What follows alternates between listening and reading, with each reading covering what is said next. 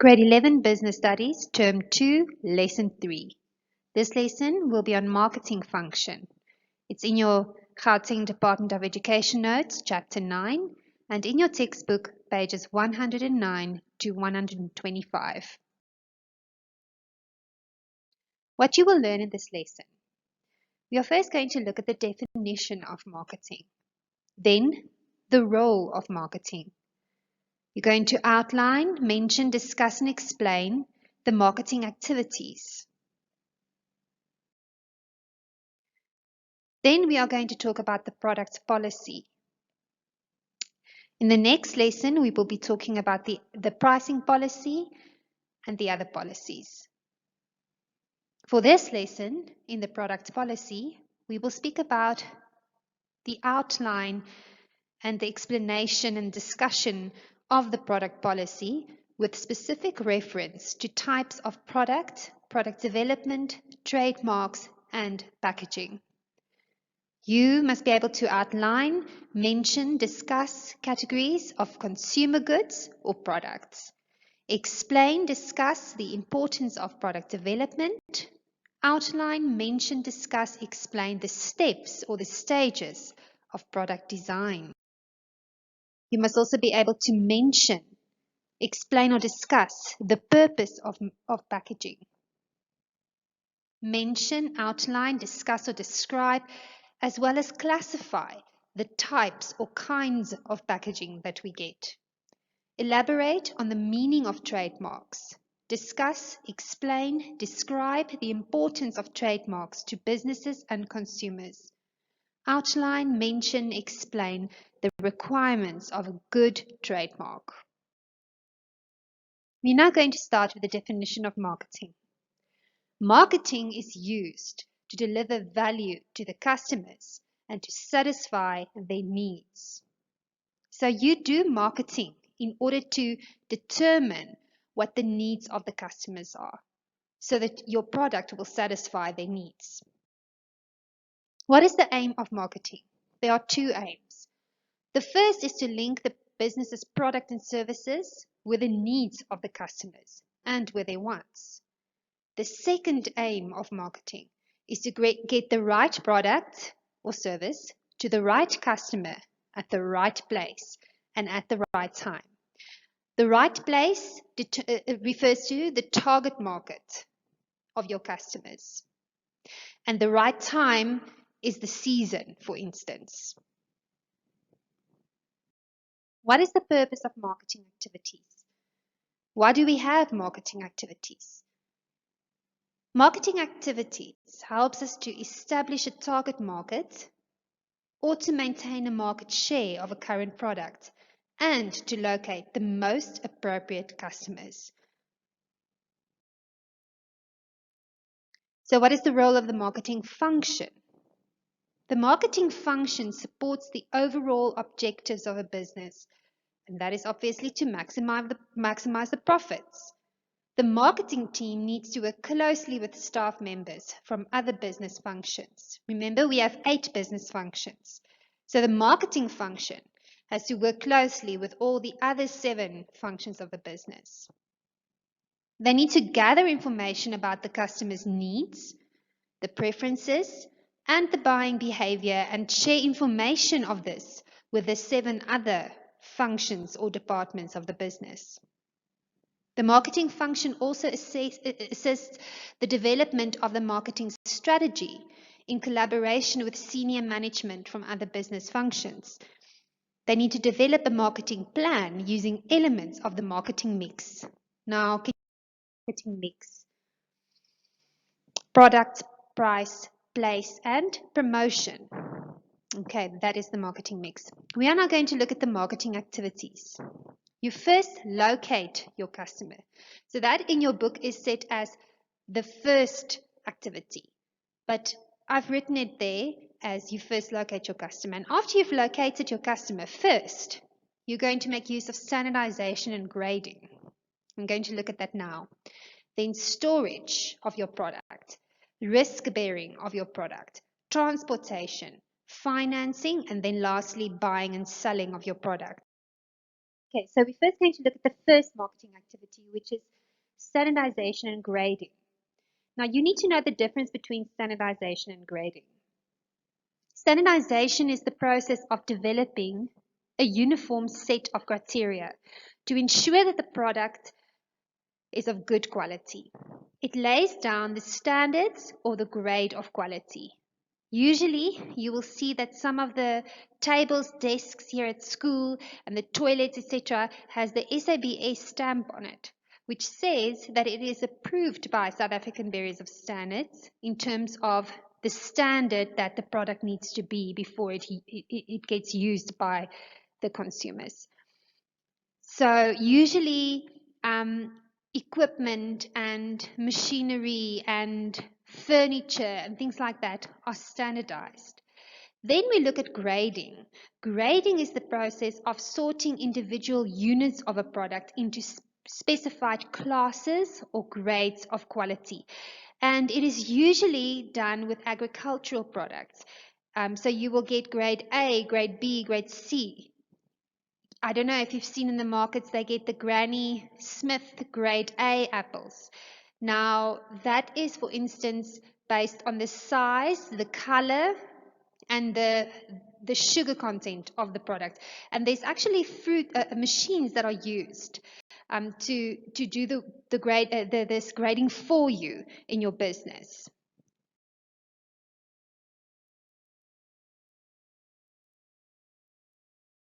Then we have storage.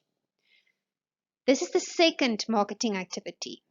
When you have standardized and graded your product and everything is ready, then you need to store this product. Storage is needed as goods must be often in the warehouse until the final consumer needs the goods. So when goods are stored, they must be insured against fire, theft, and damage.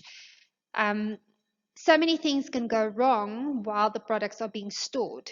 So you need to take insurance out for those. And this brings us to the third marketing activity, which is risk bearing.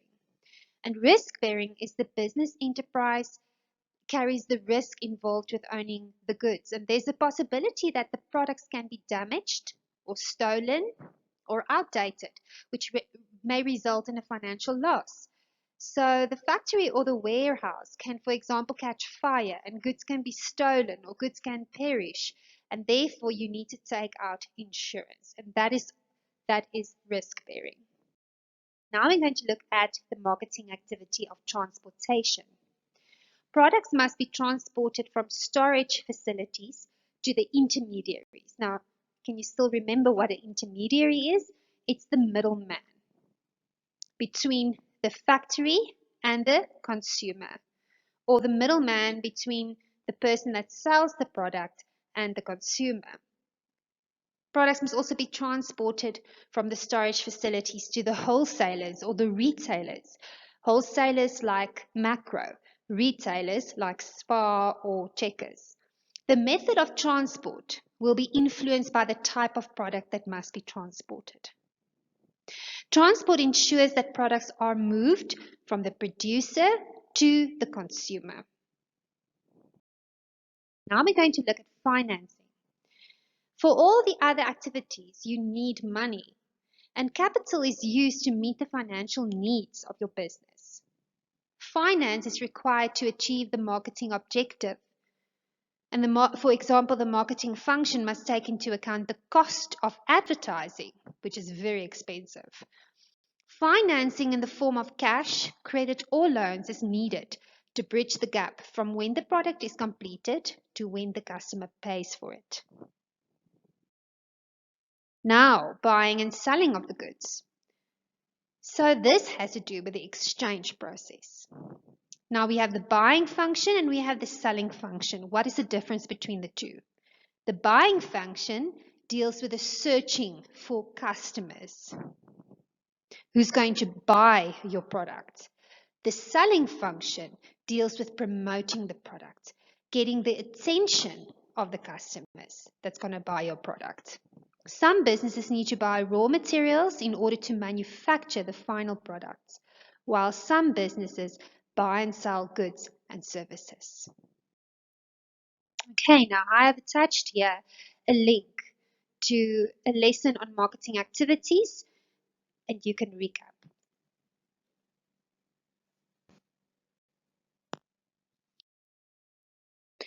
We are now going to look at the components of the marketing mix. In other words, the four policy instruments of the marketing function: product, price, place, and promotion. That is the marketing mix. So, in the next few lessons, we're going to discuss the product policy, the pricing policy, the distribution policy, and the communication policy. But for this lesson, we are going to focus on the product policy.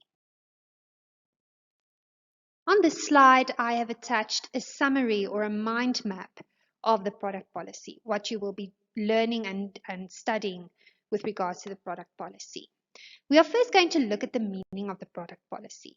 Why does the marketing mix start with a product policy? Because the product is the first component of the marketing function. Without a product, you cannot have a business.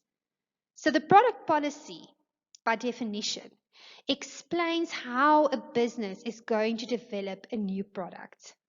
In other words, the design, the packaging, the pricing, the features, and the appearance of the product. Next, we're going to look at the types of the products or the goods.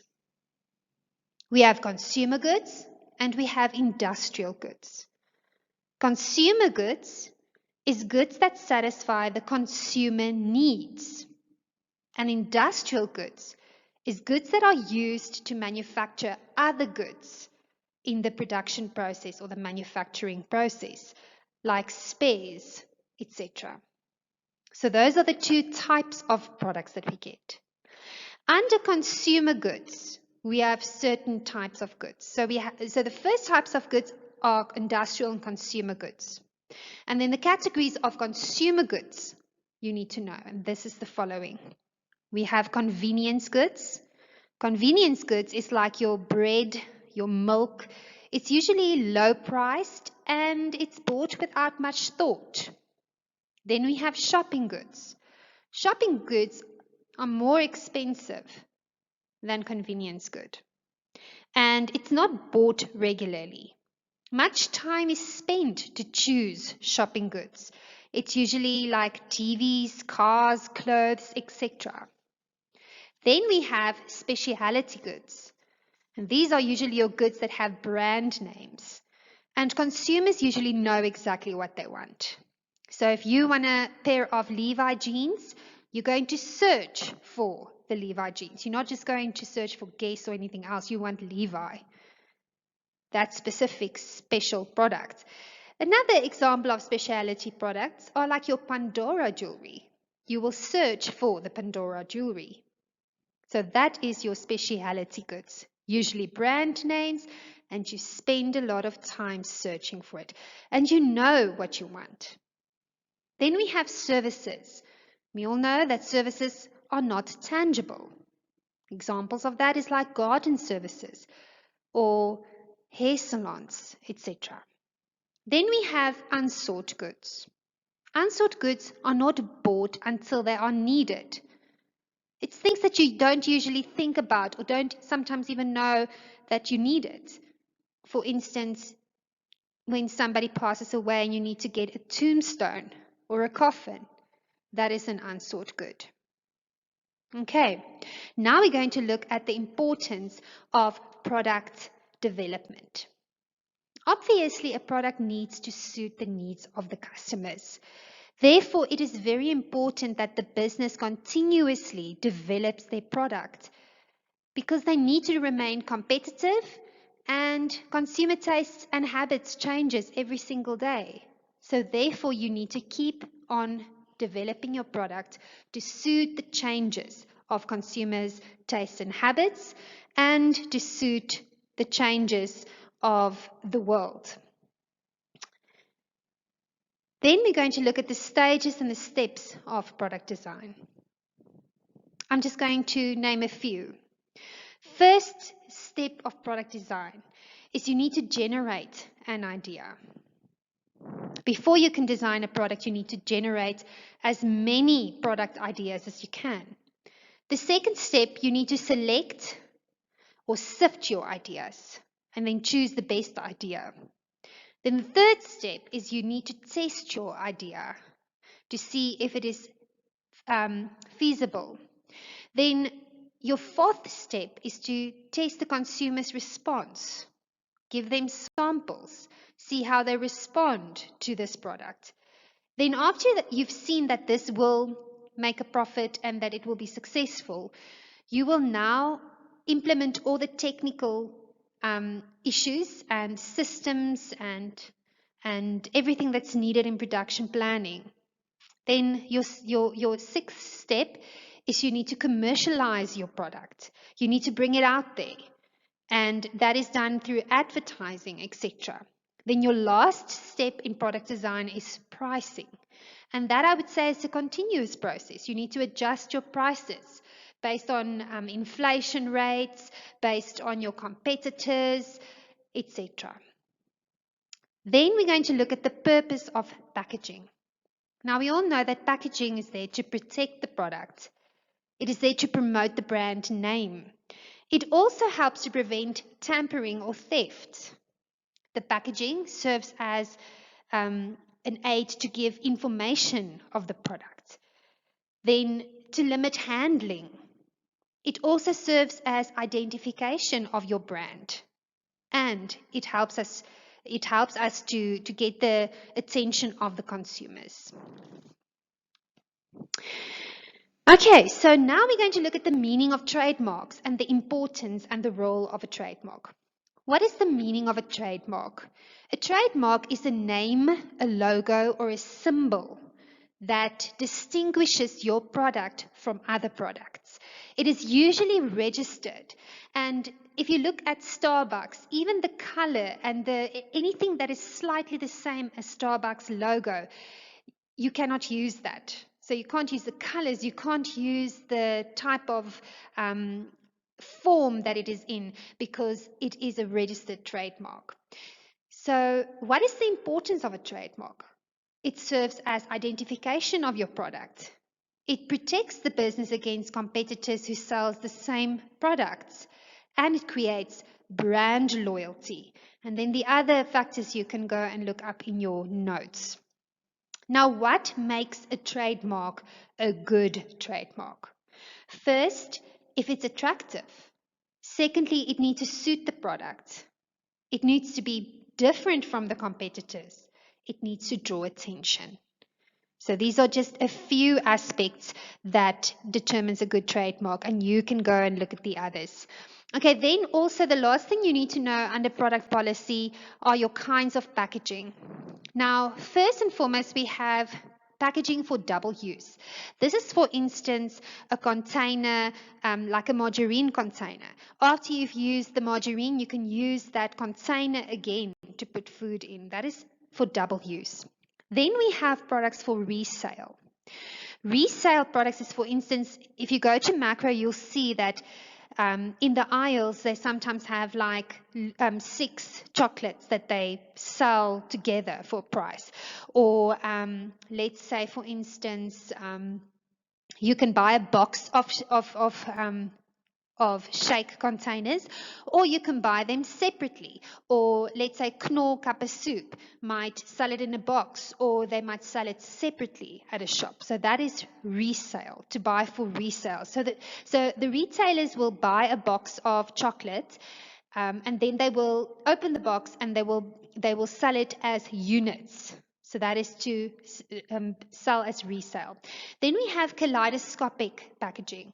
And this is usually packaging that changes a lot based on the season or events. For instance, during Christmas, you will see that a lot of the chocolate bars, the Nestle chocolate bars, have the theme of Christmas. During Easter, they have the theme of Easter. When it's Soccer World Cup, you will see Coca-Cola will change their packaging to promote Soccer World Cup. So that is kaleidoscopic packaging. Then we have specialty packaging. That is, for instance, when you have an engagement ring, you have a special engagement box that is usually made from leather that you can put the ring in. It's for a special event. It's the specialty packaging. Remember it like that. even if when you buy a very fancy, expensive phone, then the packaging will be specialty packaging that promotes that expensive product. Then we have combination packaging, and that is usually when you buy a razor with the blades, or you buy toothpaste with toothbrush. The two things are used together. That is combination packaging. And that is the information for product policy.